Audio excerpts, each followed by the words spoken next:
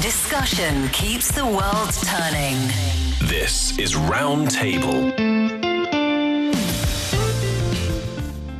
There comes a moment in life when the person who taught you how to tie your shoes asks you how to navigate an app. Teaching parents to use phones, avoid scams, or navigate applications has become a part of family life. It's a regular thing, but it's not just about tech. It's about patience, role reversal, and watching the people who raised you grow older. So why is something so seemingly ordinary also so hard to talk about? After that, a university in China opened its gates to the public, and cue the internet meltdown. Wow. Tourists with selfie sticks, students crying foul, get out of here, and everyone asking, wait, wasn't this always a public space? Or is that the wrong question entirely? Because what's really at stake here isn't just the gates, it's who gets to belong where and who decides. We're live from our studios here in Beijing. This is Roundtable. I'm Steve Hatherley. Thank you so much for being with us today. And for the show, I'm joined by Niu Honglin and Fei Fei. First up, at some point, many young people realize they've taken on a new role in the family. That new role is tech support. From teaching parents how to use mobile payments and navigation apps to explaining AI tools and spotting online scams, digital payback, that's what they call it, is becoming a modern version of caring for family. But these lessons are rarely just about the tech itself. They often reveal something deeper: frustration, role reversals, aging, patience, and even new ways of understanding each other across generations. So why is teaching our parents how to use tech so emotionally complicated? And in the age of AI, can digital learning actually bring families closer together? Niu Honglin and Fei Fei, good afternoon to you both. When we teach our parents how to use new technology, I think that part of it is acknowledged, but there's a whole lot of other stuff happening that maybe isn't acknowledged, and we're going to try to talk about all of that today. Precisely, and that is why people in the academia world started to discuss and study this new phenomenon, trying to figure out the essence of it, its impact on the family, on the society, and they even give it a name, calling it digital payback, literally meaning digital feeding back, because there is a Chinese story, a traditional Chinese story, and even a Chinese idiom called, we translate it as the crow feeding its parents. It's talking about when the parent crows grow old and cannot find food for themselves, you would see the young ones return to feed and take care of them. And the Chinese people always find it very touching because it's happening in the animal world, and it shows how much you care about the elder generation. The concept of filial piety in Chinese culture is not restricted to learning new tech. No, it's a very common and very broad concept. Yes. But now it is used in the digital world because nowadays with pension system and everything, you don't really have to feed your parents. You go be with them, take care of them, and at the same time teaching them how to cope with the digital world becomes a very important part of it, and that is why we're calling it digital payback. Yeah, and this can include teaching older parents how to use smartphones, or as I mentioned, payment apps or navigation apps, or booking things online, hospital visits, for example. But none of this, Fei Fei, is new, really. Smartphones have been around for a very long time. Apps have been around for a very long time. Digital payments have been around for a very long time. And that creates sort of two new problems. First of all, is digital technology has been upgrading very fast in recent years, especially, for example, here in China, we now have AI tools. And sometimes these tools can be both very helpful and also very confusing to a lot of the grandparents especially. And then another side of it is when it comes to entertainment, which is a very critical part of the elderly's daily life, is also tightly linked to digital technology. And they also need to learn to navigate these apps. It's not only about using them. It's also about, I think, for example, how to protect yourself from them. Yeah, in some scenarios. And another thing is about communication. It's like parenting. When you are trying to teach a young kid about something new, it's not a one-time job. You need to repeat yourself multiple times with patience, with love, and also you need to consider their personality. The same thing apply to elderly. And that is why scholars have different theories when it comes to the digital payback. And they say in order to quote unquote train or educate your parents or the elder generation in the family about digital tools and apps, there are 3 stages. One is giving them access to these things because some of them do not even have the basic ability to use a smartphone. So you do that first, giving them access, meaning that you put on the apps, you set everything for them. So with simple clicks, they can realize using certain functions. And then the second would be giving them the skill they need. That means maybe having the ability to download the apps they really need by themselves and maybe using their smartphone camera function to create the things that they really want to create, they really had in mind. And the third one would be digital literacy. That includes what Fei Fei has just said about being able to tell the true information from the wrong ones, being able to even starting to learn new things, new skills using digital tools by themselves. Going beyond just the basics exactly. of knowing how to open the app. By June of 2025, and that's why this is important. This is why this is important. The country had more than 160 million internet users aged 60 and above. And as more and more seniors go online for whatever reason, and a lot of seniors are going online these days to play games or to simply doom scroll. We assume that's something that's restricted to teenagers, but that is not the truth at all. And as this becomes modern day reality, families are increasingly facing the realities of the digital generation gap in everyday life.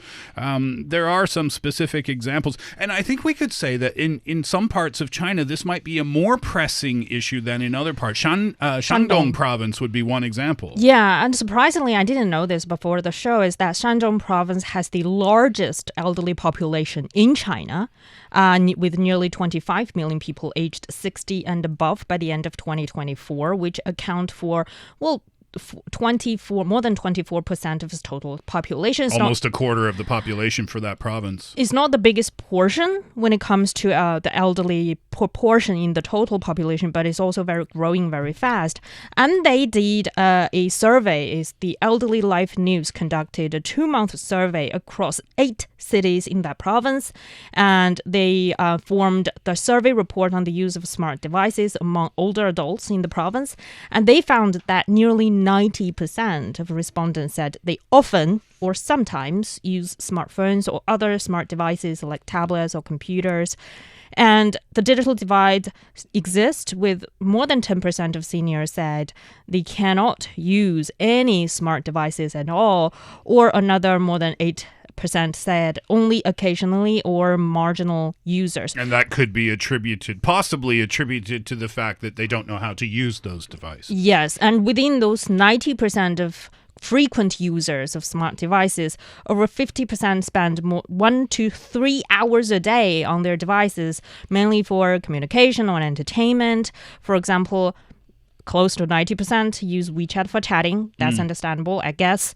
For example, apps like Douyin or Kuaishou can also be on the list. Those apps would be on the easier end of the spectrum. Yeah, relatively speaking, I would think, right? Yes, because you do not really need to do anything with it as long as you get information or you just register. Yeah, it would do. And if we take a look at the overall situation when it comes to younger generation helping the elderly in the family, you can see that a recent survey conducted by China Youth Daily and its youth media platform, the survey collected over 3,000 valid responses from students at 142 universities nationwide.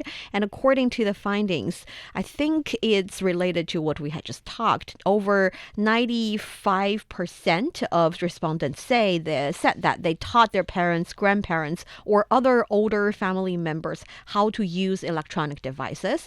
But if you take a look at how they do it, it's usually over 91% did it while they are at home because of summer vacation or winter vacation when they're home with their families, which makes sense.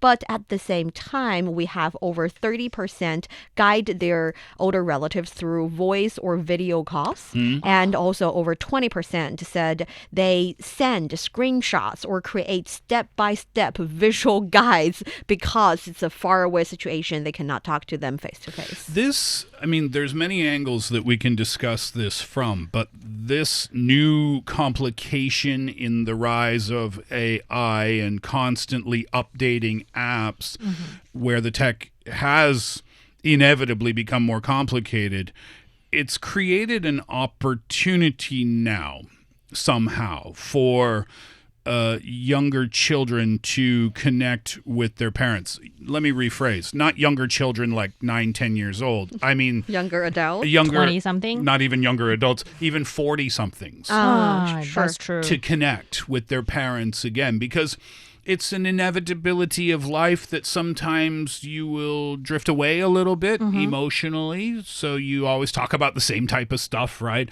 But this would create a new opportunity. Okay, mom, okay, dad, let's sit down together. I'm going to show you how to use this app.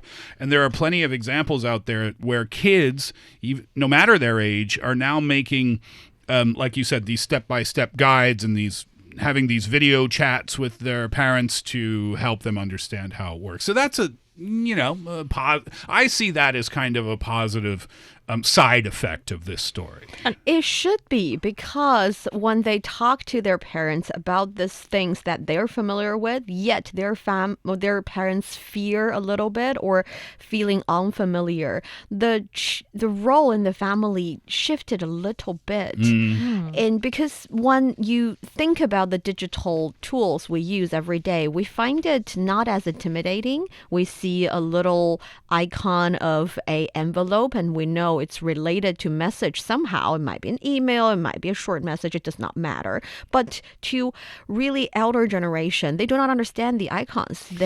That's intimidating. Yeah. And even when they see a button written deliver or send it out, they do not want to click it because they do not know send it out.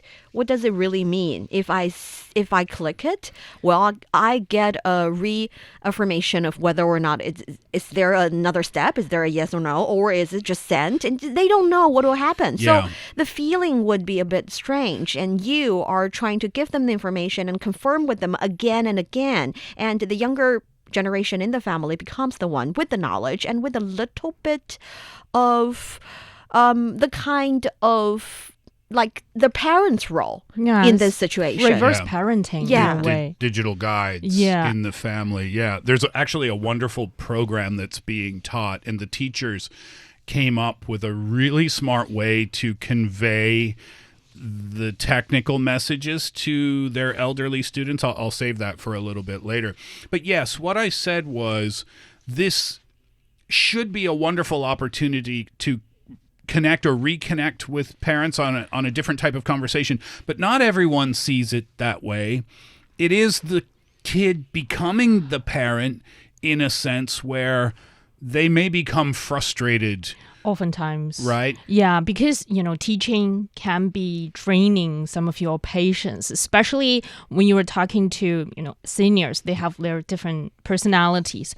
I would say some seniors would like to embrace new technologies, like downloading a new app, learning how to make videos and post them on Douyin. Some others would be the more on the refusal side of things, like they just plainly refuse. I'm old. I don't want to learn. Yeah. This is a new thing. That's true. Yeah, we're talking under the assumption that elderly people are lined up around the block to learn how to use the latest apps, but that's just not true for everyone. Yeah, I don't know. I don't think it's refusal. I think it's the lack of ability to accept the knowledge or to master the skill as smarter, as faster as when they were young. That's getting them frustrated. And that can be the attitude coming from. I do have friends, her parent would be like, she wanted to teach her mom about upgrading some of her apps on her tablets. And she says it's quite simple. It's just you need to be mindful about, for example, you need to tap on that upgrade button on the screen so that you can continue using this app. If you don't update it, in a timely manner, sometimes you just can't use that app at all. And her mom's like, why can't you do that for me? I don't want to learn. That's one scenario. And then another scenario which happened, I have to say, shamefully, in my family occasionally, was that I would take care of their digital devices. I would upgrade the apps. I would have the setting for them so that it's easier for them to use occasionally, so that basically I maintain the digital devices in the family so my parents can use it. But that actually deprived their chance to learn how to do that themselves. And that's why there are so many opportunities now, classes for older people to learn. There's actually a university student-led volunteer group right here in Beijing. It's called Sunset Glow Renewed, and it's dedicated to helping seniors navigate the digital world. And they've been doing this for a long time. Over the past 15 years, the organization has offered more than 15,000 free classes, and they've reached millions of older adults across communities, not only here in Beijing, but all across the country. Yes, and when it comes to these kind of classes, I think I've also saw reports saying that in the beginning phase of it, when, for example, community colleges or community centers start to launch these kind of classes, sometimes they don't have any students in the classrooms. And that is also one of the barrier or obstacles when we're talking about trying to close this gap, this digital divide, is that, first of all, a lot of seniors didn't realize they can learn and there is a place for them to learn. And there are people who can help them about a lot of their questions and teach them hands-on. And then some of the students even went out to the streets, just talking to grandma, auntie sitting by the street side, sunbathing herself and sort of dragging her into the classrooms. And then sort of that ignite interest sparkle among those elderlies, and they start to learn. And about the organization you mentioned, Sunset Glow Renewed, because they do it systematically and they teach a lot of elder generation in the society. They have their own way of doing it. They explain things not in technical terms, but in the term that the elder generation, would be able to understand. They say one click is like saying hi. Yeah, this is what I was talking about before. Yes. They've come up with this genius way to explain the functions of the tech to the group. Yes, they say one click is saying hi, you're confirming whether or not this is the app you're going to use, and 2 clicks would be saying hi and then shaking hands. You're confirming you know this person, you're making friends with them, you're actually opening it and using it. And putting in the address would be like dialing. You give the phone number so that they know where you're going. So when you're putting in the phone number, you're dialing to a friend, for example, but when you're doing it on the internet, you're going to the address you need. And also, after dialing the phone number, when you click enter, now you're actually making the phone call. So they're describing the technology in everyday terms. Yeah, and then it makes sense, right? And that group, I think I read a quote from one of the maybe founding members who said, in the beginning, we were teaching it in a very technical way. Didn't work. And they not only did they not understand, they didn't care. And they didn't have interest at all. So they came up with this other way of explaining things. There are other issues at play as well, too. And that's why I said in the beginning, this is such an onion to me, because the reluctance for the elderly to want to learn. When was it your friend's mom who said, why can't you just do this for me? I don't want to learn. Well, where does that answer come from? I don't want to learn. And I think for a lot of people, that might be from a sense of shame. Now, what I mean when I say that is, oh, well, my eyes don't work as well as they used to. I can't really see the screen, but I don't want to admit that to you. And you've taught me this 3 times. I know you've done it, but I still don't remember. I still cannot figure it out, but I do not want to say it to you. So I'm just going to say, you do it. I don't have any interest I in don't this. care, but it's just, I'm frustrated with myself. Now, that is the psychological side of things that's not acknowledged perhaps. On a broader scale, I would say when it comes to the design of these apps, for example, the font size, we talked about this multiple times on the show, is that some of the font size is just too small for any of the elderly to be able to read them. And I think another thing is that when it comes to the design of these apps, they have their own aesthetic standards.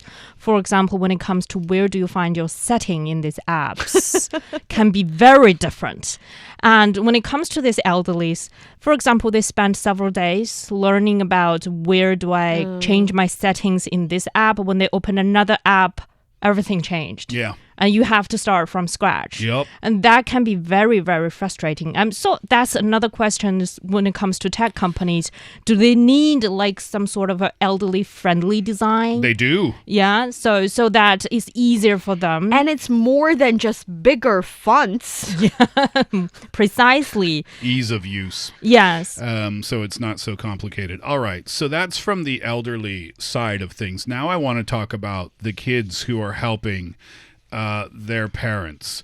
The figures from, we'll go back to Shandong province as this example.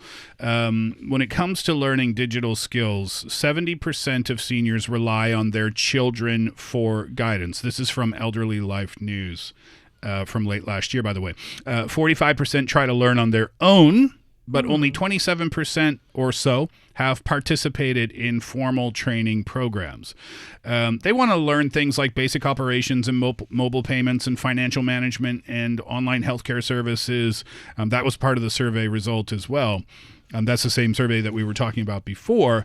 But that statistic to me right there stands out as the big one. 70% of seniors rely on their children for guidance. And that means I think that can be challenging for them. The same data from the Shandong province is that close to 66% of them struggle to learn without guidance. So that's why they need it. And about half of them worry about making mistakes that can lead to losses. So when they're trying to communicate with their children under their guidance to learn to navigate through these apps, there's also a fear deep down in their hearts about what if I made a mistake? And What if I wasn't good enough? It's the same as when we were students. exactly, that's what I was thinking, because as a parent, I started to realize that you need to teach your kids everything from standing up to walking to jumping to hopping. They do not know anything. And when you're doing it with your parents, when you're doing the digital payback, you forgot about it. You assume that I need to teach them how to use this app, but you forgot sometimes you need to teach them how to reboot this, how to restart the phone. You need to teach them after a while. You need to turn it off and turn it back on again. And sometimes you even need to tell them where to plug in the headset. These basics are also very important. There was a story. I mean, there are many stories online on this particular topic, but there was one that stood out to me. Miss Wang, who is a young woman who works in Beijing, she admitted that she once completely lost her patience while teaching her parents how to use their smartphones. And what she was doing was she was explaining to her a very simple copy and paste function. And she explained it again. Then she explained it again. And her parents still couldn't remember it. And then she ended up raising her voice in frustration. Now, later on, she realized the error of her ways. She felt quite guilty about that. But she realized as well that this is part of her irritation that came from something deeper. And this is the next layer of the onion. She didn't want to accept that her parents were getting old. Oh, that's true. It's a very difficult realization for many of us, at least, also to acknowledge that our parents are entering that phase of life that they are sort of becoming the baby in the family. Well, they're simply speaking, they're weaker than you. Yeah. And that also comes in another situation, which is becoming more and more common. That is, with the use of AI happening everywhere, fake information, AI digital avatars telling your parents wrong information about policies, about medical advices, about you should really buy this magical pillow from me because it cures everything. And all these children are also trying to prevent their parents from being conned by these fake information. There's a lot of scams out there. A lot of scams. And they are so advanced now, too. I was searching about that this morning for knowledge's sake, not my new side hustle. Now they can use AI. The scammers can use AI to imitate family members' voices. What they'll do is they'll go on social media and they'll get voice clips, and then they'll use the AI to replicate that voice almost perfectly and then call the parents and the scam. Everything. Yeah, and Yeah. they can also create an avatar wearing police officer's costume to share information, quote unquote, share information about certain things, and getting the elder generation trusted and then start selling them stuff. And the reason that I'm mentioning this is that these are the kind of triggers that a lot of younger generations started to realize that I should start talking to my parents about these things, about technology. Maybe some of them are not as, how do I put it? It's like they can use their cell phone, they can use many apps, but they're not digitally literate enough to tell these wrong information from the right ones. And it's not only about getting closer to your parents anymore. It's about helping them from being hurt by these. Yeah. All fair points. For me, my mom is pretty decent with technology. My dad, well, I'll just put it like this. I've had multiple conversations with my father's forehead because video chatting, he just puts the phone up and I'm like, Dad, just lower the phone. He's like, what? It's like, just put it down a little bit. He's like, what? It's like, never mind. I've had full-on conversations with his forehead before. That never bothered me. That wasn't the moment for me that made me feel, oh, my parents are old now. I didn't care. And I think I didn't care because my parents don't care. My dad doesn't care that he doesn't know about the latest AI advance. He doesn't care. He's not interested. It's not a part of his daily life. So therefore, because they don't care, I don't really care. All we need to do is have video chats with each other, and that satisfies everyone. So that wasn't it for me. For me, when that moment struck, I was living in Korea at the time, and I lived at the top of a pretty steep hill. That's where the apartment building was. And I was walking with my parents, and halfway up the hill, I turned back and I look, and they weren't there, and they were a little bit further away. And I said, what are you doing? And they said, oh, we just need to take a break for a sec. And it was that exact moment that I realized, oh, I'm stronger than they are now. And that was a difficult moment, I'll be honest with you. And it passed pretty quickly. You get used to that concept, but it's a moment that's going to come in every child's life when you surpass the teacher in that sense. And maybe for a lot of people nowadays, that moment would come when you are teaching your parents about how to use a new technology. But I'm curious really about one thing. That is, in this day and age, our generation is really, really familiar with all sorts of technology, and with technology getting smarter and smarter, which means dumber and dumber. You do not really need to learn them anymore. You just use them with common sense. True. I'm not really sure, because for this generation, we see more and more people knowing the importance of teaching their parents how to use this, how to get access to the digital world.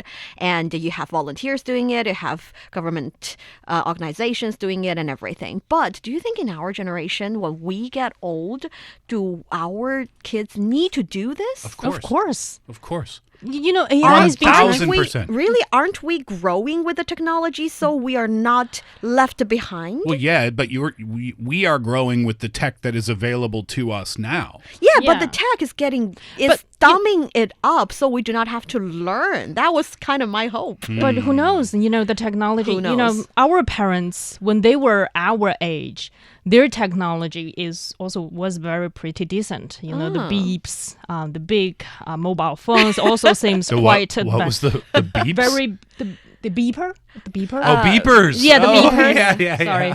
So it's at that time, those seemed very, very Sure, advanced. because they were. Yeah. But now it seems like vintage. I Well, think yeah. a lot of young people are talking about vintage electronics, and those are on their list. The original cell phone was the size of a brick. Yeah. It was the size of a shoe. Yeah. But at the time, that was mind-blowing technology. I was kind of hoping with AI, it does not need me to learn how to use it. I can just talk to it and it can do anything. Like a robot at your home and that start was to my do dream. things. So my children do not need to tell me how to engage with the new technology because I just engage with it like I engage with any other people. I saw a headline yesterday. I won't say companies or anything, but I read a headline yesterday. Robot butlers are going to be coming to our homes early next year. The company is going to start with their employees first. To see how that goes, but obviously it's not far behind where those are going to be living alongside us in our homes. But to your point, Niu Honglin, I think that when we continue to, decades later, then there's going to be brand new mind-blowing tech. Yeah. And when we get to that age where our parents are now, we will have difficulty understanding that mind-blowing new tech, and it will have to be explained to us then. It's just a cycle and it keeps going and going. Yeah, exactly. But the good side of it is that when you actually learned to grasp some of the skills navigating these apps, it's just very encouraging. My mom, when she traveled with her friends to another country, she was the only one to know how to use Uber. She was the only one to know how to order a cappuccino from a local cafe. She was so proud. Great moment. I was like that all the time. All the patients that have to sit down with you and teach, it's worth it. What was it hard for you? Oh, so you've gone through this. So I've gone through that. Was it hard? It was hard. There was time of me thinking, I've told you like 5 times in the past week. And then I start to remember my dad used to say the same thing to me when I was learning physics. I had that too. And the surprising element and happy surprise was that after teaching my mom how to use certain things, the next time I tried to teach her, I realized that she has learned something that I didn't teach her. She learned it by herself. And I was so happy about that. Like a proud mama. In a weird way. By the way, my dad, he knows how to use the camera now. If I'm honest, I kind of miss those conversations with his forehead. If that makes sense somehow, some way.